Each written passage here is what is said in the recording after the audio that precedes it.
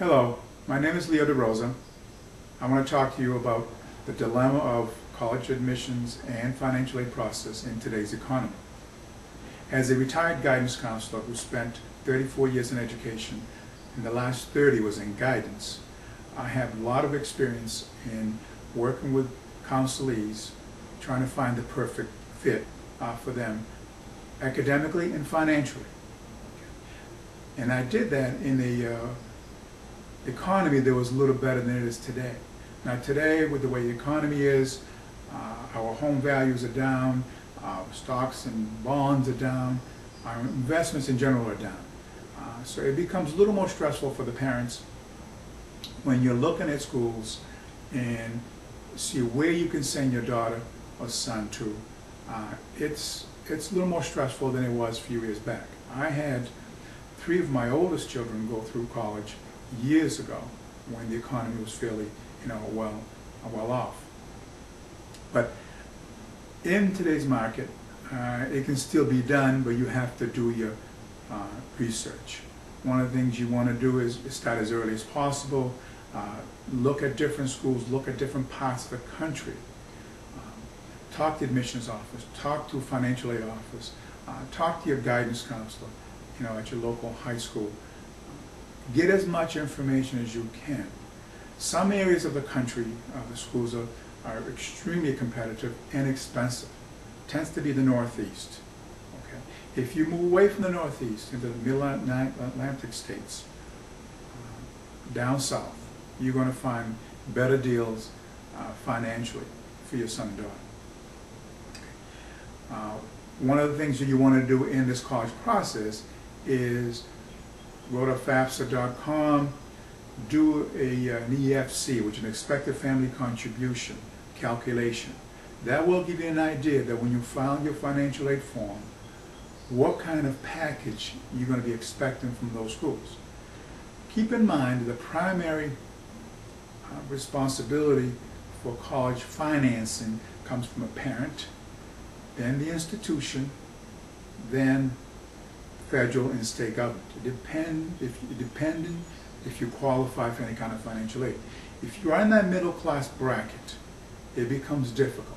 Unless your son or daughter has created a beautiful profile, one that involves good grades, sports or activities, music, something that the college is looking for.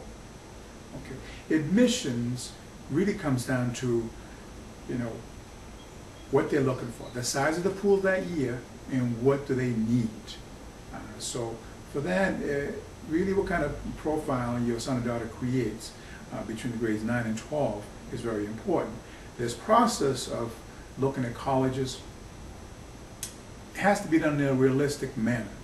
So you do want to look at schools that are expensive, schools that are hard to get into, schools that are like in your ballpark, financially and academically, and at least 1 or 2 schools that you know that you can get in, or your son or daughter can get in with ease and be able to afford with little or no help. So it's a key that you do your research. You start with collegeboard.com, okay, which I'll have the link on the right, and also FAFSA.com, where you can do some research as far as financial aid is concerned. Do a pre-calculation of your expected family contribution. That way, when you look at schools, you'll be a little more realistic. You don't want to look at a whole bunch of schools that are all expensive and you have no idea how you're going to afford that. So you'll say, well, we'll work it out once you get in.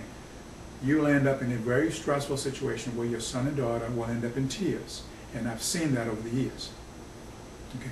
Not only that I had 30 years of guidance experience, but also I had put 2 of my daughters and my oldest son through college. So I have personal experience and also as a guidance counselor over many years. Now, when it comes down to financial aid, okay, it's income driven. FAFSA is income driven, and if some of you will be applying to some private schools, you will be required to file a CSS profile. Again, that's through collegeboard.com. And the FAFSA is a federal form, and that I'll give you the link to the right. But also I'm going to give you another link on the right, maybe a couple more links. One that you can go to my personal website where you can get more information on possibly paying for your son or daughter's college with ease, if not paid in cash, or at least pay enough of it that your daughter and son will not come out of college with a lot of debt. Okay, that is the business that I've gotten into after retirement. I decided to continue to do something that will continue to help people, and I've gotten into this business where you can earn anywhere from $1,000 a month to $2,000 to more than that. It depends how hard you want to work this business. You won't sell anything, you don't make anything, you just become the new millennium middleman, like a Walmart or Radio Shack. But if this is of an interest to you, click on the links on the right, get more information on college admissions, get more information on financial aid, and then click on my link, which will take you to my website, and then I'll give you more information on that website, which will take you to another website, which will eventually be my business website, and there you can see the business opportunity where you can create a second stream of income that will be extremely lucrative for you and your family and friends. Thank you very much. May God bless you.